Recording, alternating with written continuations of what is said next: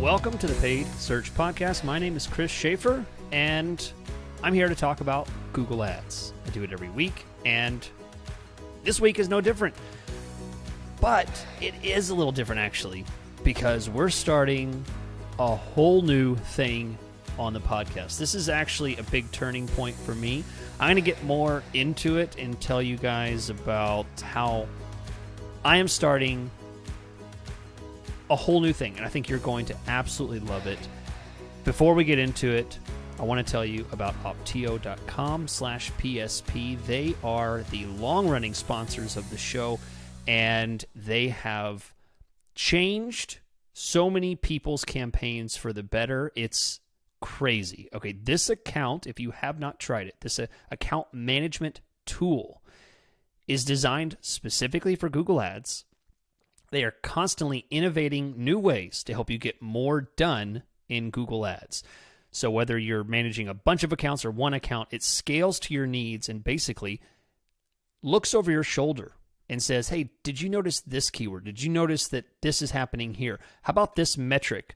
Did you consider this option instead of this option?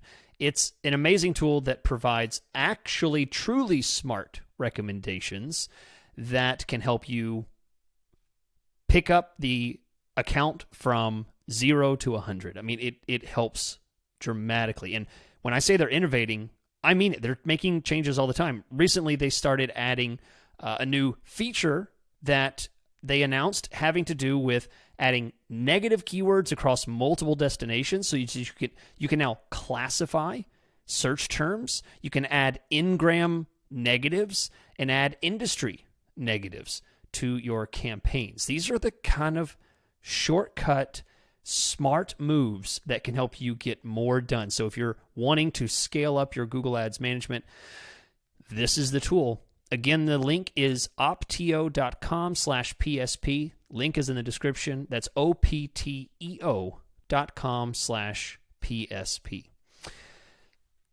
Okay, so here's the announcement. I am writing a book. I've never written a book before, and this book is very different than anything that I've ever heard of, but essentially, I am writing a book, but I'm going to do it through the podcast. So there's nothing to buy. There's no pre-order. I'm not going to pitch something to you and say, okay, order my book because it's coming out in 2 weeks. That's not it. I'm writing a book, and if you're subscribed here, if you stay subscribed for the long foreseeable future, I am going to unpack what I'm calling the principles of Google Ads. I am going to go through some of the things that make management of Google Ads difficult for people because they don't understand some of the basic principles about Google Ads. I'm not talking about what a keyword does or things like that. That's more about what I used to get into all the time in Metric of the Week. Metric of the Week is now going to be merged into this big, complex discussion that's going to take weeks and weeks, months, maybe years to go through. As long as I still have something important to say that needs to be said, and I'm educating people about how to do Google Ads, I'm going to keep going on the principles of Google Ads. And I'm starting with the principles of Google Ads. Number 1, as titled in the podcast, strategic relevance. I'm going to get into that. I'm going to get into what that is. I'm going to go into it. And the only thing that's really changing is I'm doing away with Metric of the Week because a lot of the things that I'm going to be talking about in these principles of Google Ads are going to be encompassing metrics and discussing them. I've gone through a lot of really important metrics over the past several weeks and months. They're all there. They're still relevant. But I want to try and change the tone. I want to try and bring up the level of education that's happening here. And one of the big things that people say to me when they reach out to me for management or coaching or whatever they want, they say, Chris, I love the podcast. I recently discovered it. Where do I start? what episode covers this, or what episode covers this? Well, that's always really hard to say, because after 380 something episodes, it's hard to say where you should start. But I am making this basically a starting point for you to begin a basic principle understanding of the decisions that you need to make in Google Ads and how to make those decisions properly. How to make sure that you're not making improper decisions that are outside the box of the core principles of Google Ads. And the good news is we still are going to do questions. So I'm going to still keep it topical as far as what you guys want to hear about, what questions you have. I'm still going to answer questions. I have a question from John today that I'm going to go through. Really good questions. So you can still send in your questions and I will answer them. That's still going to be part of the show, but I'm going to leave room after the questions for you to hear about the principle of Google Ads for that week. Okay, so let's hear from John, who doesn't say where he's from, but let's say John is from Indiana. He says, "Hi, Chris. I'm running an account at the moment advertising expensive travel. Because it's a big purchase, the conversion rate is low, and the client's budget of some campaigns only get 1 or 2 conversions a month. The client's okay with this because they say the impressions still generate lots of leads that Google doesn't necessarily measure." Okay, totally understandable. Have plenty of situations like that, John. My question is, how should I be optimizing these low converting campaigns? And how can I measure their success? I also have access to Google Analytics and the number of total leads. John goes on to conclude, someone suggested micro conversions, like visiting certain pages, clicking on certain things. And he says that this is currently the best course of action that he can think of. So, John, I think this is a great question because there's a lot of mistakes that people can make, and I want to lay out 2 paths that you have forward. Path number 1 is, I think, don't use micro conversions. And the other path is do use micro conversions. I'm going to lay out what those paths look like. So basically, not using micro conversions means that you optimize based on the value of the traffic, looking at the search terms, looking at other indicators in your Google Ads account, apart from conversions, that verify that this is the right kind of traffic. There will always be subtle signs down to the type of device, the time of day. There could even be audience metrics like age, gender, things like that you can look at. And it's usually going to coincide with the typical client that this person, this company is interacting with. And if all that makes sense, you do not need micro conversions to be tracked in Google Ads. So, great. You can continue with what you're doing. The alternative path of using micro conversions, I think, is a great option. It can definitely show some initiative on your part. It certainly helps that you can show a client, look, I'm getting lots of conversions. If you can't see me, I'm doing air quotes because this is very often a very slimy thing that agencies, freelancers, Google Ads managers do in general, is use these low-level micro conversions and point the client to the fact that they're getting 30%, 40%.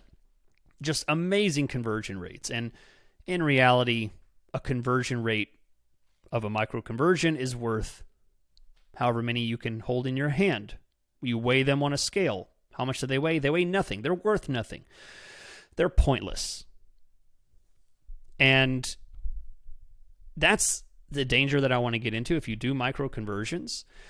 I think it's great to do that, but here's the caution to be aware of when you're using micro conversions. If someone's staying on a website a certain amount of time, they have this X number of page views, or they're navigating down to this point of the page, or they made it to this button and they clicked that button. Those are micro conversions, and you set them up in the same way that you set up conversions in any account. But what you don't want to happen, you don't want to set the benchmark too low. Okay? If you set the benchmark so low that these micro conversions are converting at a 65% rate, a 50% rate, maybe a 30% rate, I think you've gone too far. You're probably more appropriate looking for like a 10%, 15% conversion rate so that you can get a higher benchmark level of understanding who hits that point. It should be the minority of traffic. It absolutely should not be the majority of the traffic that's converting, because everyone knows you get 100 people coming in to the site. You might have one person that makes it all the way through and converts. You might have two people. Typical conversion rates run about 1 to 5%, and ranging in the 10-15% range usually has to do with the fact that you're offering some kind of free something. There may be very high conversion rates because the actual conversion is just a consultation to get to know you, or a consultation in order to establish a price point for the service. It's still not even done after that. So do not set up micro conversions in a way that would drive a huge conversion rate, because I think you're doing yourself a disservice there. You're doing the client a disservice. Because micro conversions can lie to you. You can end up managing for the wrong kind of visitor. So let's say that you're still measuring 1 or 2 conversions a month that are actual signups, purchases, whatever, real leads for this expensive travel package that they're selling. And suddenly that gets swamped because there's 200 micro conversions and there's only 1 or 2 conversions. And how do you itemize? How do you determine which one of the search terms was the real conversion? You might miss trends. You might miss certain things because you just by default start optimizing based on interactivity and not purchases, not leads, not success points that the client cares about. Fast forward 6 months and suddenly they're getting lots of looky-loos. They're getting lots of people that are saying, hey, I was interested in this. Can you do this instead? Suddenly the tone of the leads, the closing rate might start dropping because you're bringing in traffic and optimizing for traffic that does not necessarily close. So that is how you can optimize for the wrong visitor. And then last, the biggest danger point of using micro conversions is paired with automated bidding.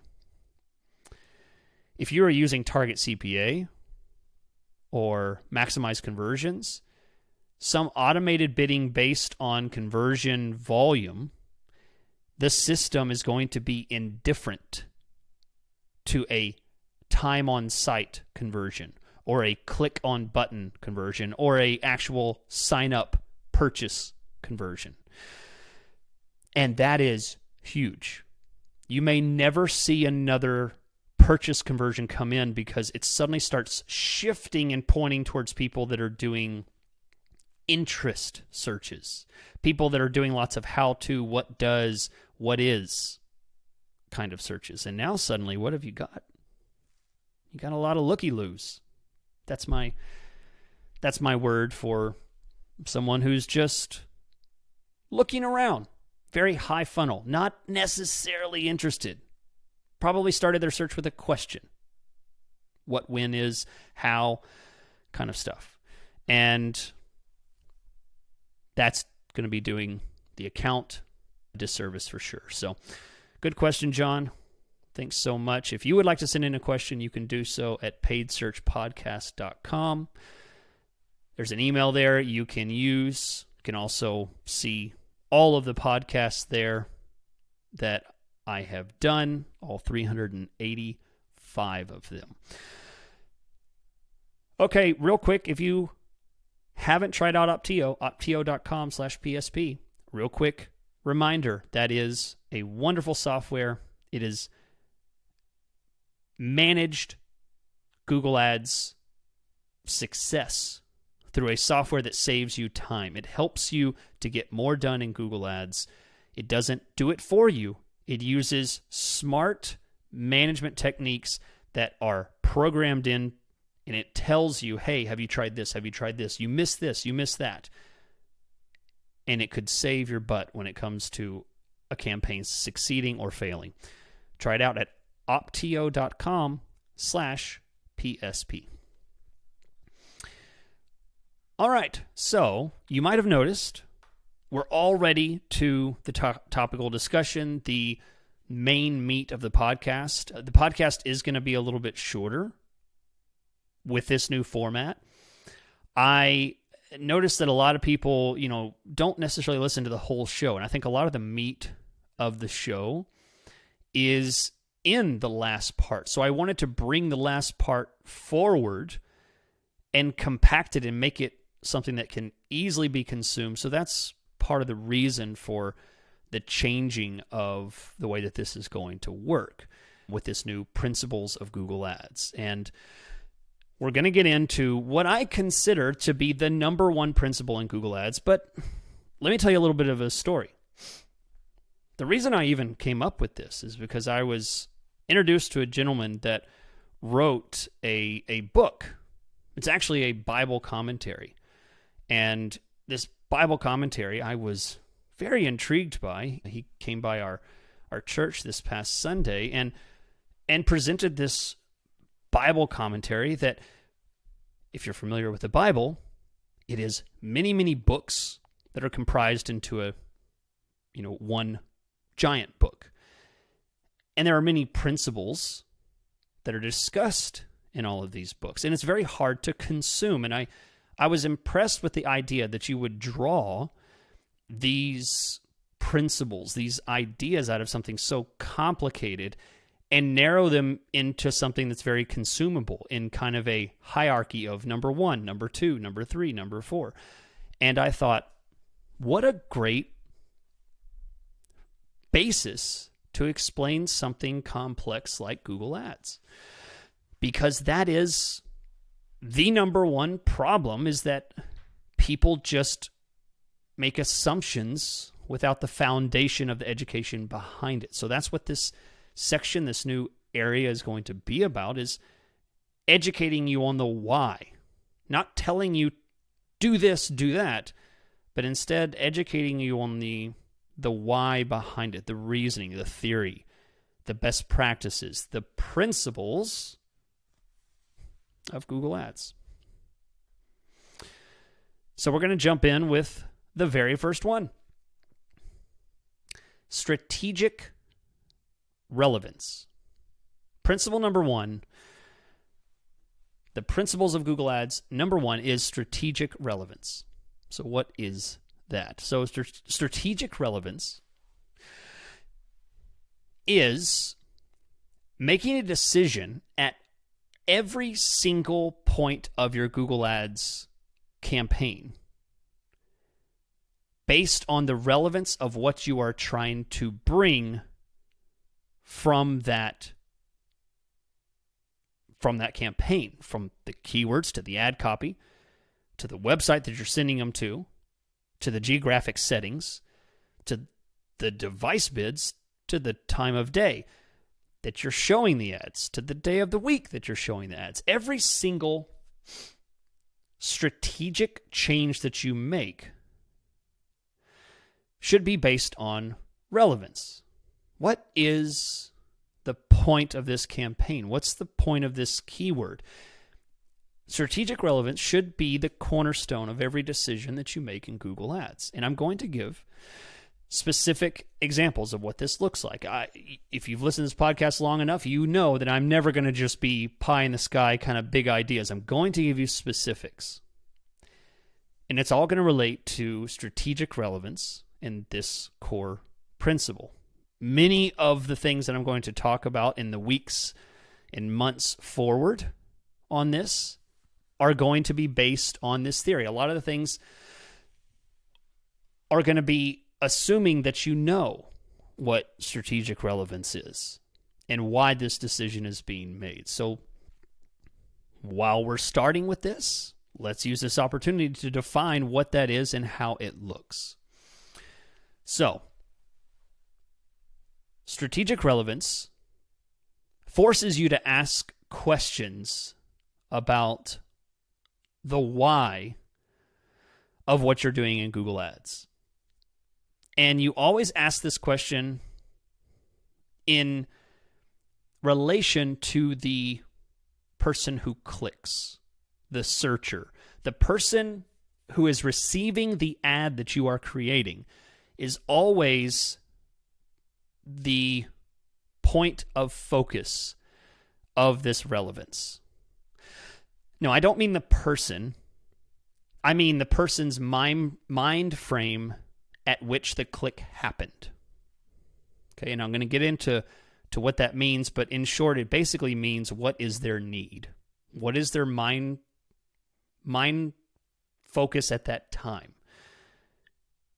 And you can assume quite a bit about that. So here we go. Example number 1 of what strategic relevance means in your Google Ads account. You might ask yourself, does the tone of the ad copy relate to the need of the searcher? Okay, so what this means is if you are advertising to someone about weight loss and the kind of searches that you're doing are something like how to lose weight or ideas to lose weight, recipes to lose weight, something like that. And your keyword, or excuse me, your ad copy, the tone of the ad copy is schedule an appointment. You're jumping straight into the call to action in your ad copy. It's Dr. So-and-so is a world-renowned surgeon who can do weight loss surgery. Are you kidding me? The person just asked for healthy smoothie recipes and you want them to get weight loss surgery. I mean, come on, get your head out of the clouds here. I mean, this is insane because you are completely losing your relevance on what the person's looking for.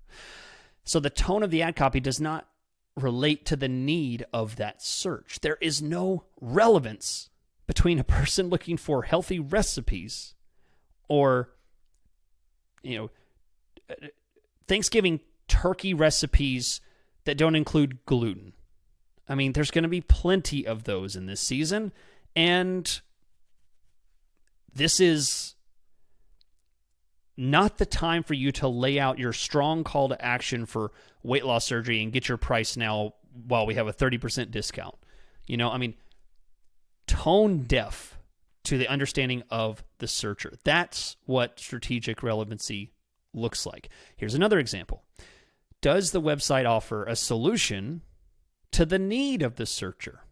So the person's doing a search, and if they do search for how does something work, and they click, and you deliver them to, schedule your appointment now, right?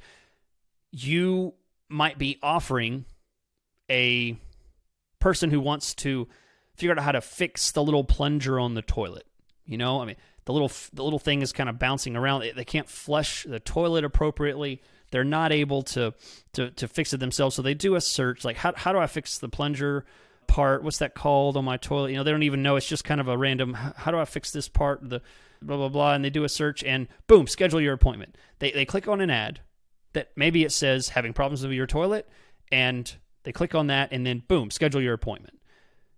Again, you've missed the boat. You are jumping from relevance of someone who's just searching for answers and forcing them down into a funnel of scheduling an appointment. Now, sometimes this can work, but you're missing a core concept of Google Ads. Google wants you to provide the user a good experience. Relevancy between the person's search, what they typed, the keyword, the ad copy, and the website or the landing page is the linear path that Google wants to be very linear. If you could visualize for me a bunch of dots all over the page, that's what a non-relevant search would look like. Someone who's doing a question search, then the line juts over way down on the page into this schedule your appointment, and then it lands on a page that goes to a completely different kind of, this is our process discussion. This is our process as our weight loss surgery system works. This is not relevance. This is not strategic relevance. So strategic relevance is done properly, typically at the ad group level. And if you adhere to this principle, this is what it actually looks like. Ad groups are designed to be the basis of strategic relevance. You don't build a campaign and say the theme of this campaign is this. No, the campaign houses ad groups, and ad groups are the theme containers of Google Ads. They contain keywords which bring in the tone of the traffic. Ad groups contain the keywords and the ad copy. Campaigns contain the ad groups. So when you are trying to create strategic relevance, your very first thing that you do in Google Ads is pick the topic or the theme of your ad group. That's what you do first. And if you follow that rule and make sure that your topic or theme of the ad group is linear from the keyword to the ad copy to the landing page, then you will have achieved strategic relevance, because one ad group might be focused on how do I lose weight, or what is a good recipe for this? And then you would have ad copy that would say, looking for ways to lose weight, here's 10 great ideas. And then you might land on, a blog article that's a very soft, easy flow, hey, here's a great information, here's a video, here's some content, and if you'd like, you could also sign up and watch one of our seminars about living a healthier lifestyle, right? That is thematically appropriate. You have assessed the tone, the value of that search. You have brought them in with ad copy that is strategically relevant to the tone of that search. You then brought them down to a page that does not force them to now sign up and get a quote for weight loss surgery when all they want is a healthy recipe idea. You have provided them with what they're looking for. And if you can do that, if you can follow this basic principle of Google Ads, you will be rewarded in multiple ways. You will be rewarded by Google with better quality scores. You will be rewarded by the searchers clicking on your ads and doing what it is that you want them to do, because they're not going to feel like they're being advertised to. It'll be a very natural process. They're looking for this. I have this. You're looking for ABC. I have ABC right here. That's what the ad says. That's what the landing page says. That's what the call to actions are all about. Strategically building your campaign based on the relevance and the need of the searcher. So that is officially chapter 1. That's chapter 1. That is the principle of Google Ads. Number 1. I am very excited to deliver this to you. I was kidding. I'm not writing a book, but this is my version of a book. I've always done my teaching and explaining in a very audible way, at least with Google Ads. I don't, write very much. I never really liked doing blogs and stuff. I feel like this is an easy way for busy professionals like you to consume this information. So bookmark this. This is the beginning. of a whole new phase. Appreciate your feedback if you have any. I am on Twitter, paid search pod. You can find me there. paidsearchpodcast.com is the website. You can reach out to me at chrisschaefer.com if you'd like to engage with me in a professional environment. That's where I reside. Otherwise, thank you guys so much. I am excited to begin this journey with you on the principles of Google Ads. I'll catch you with principle number 2 next week.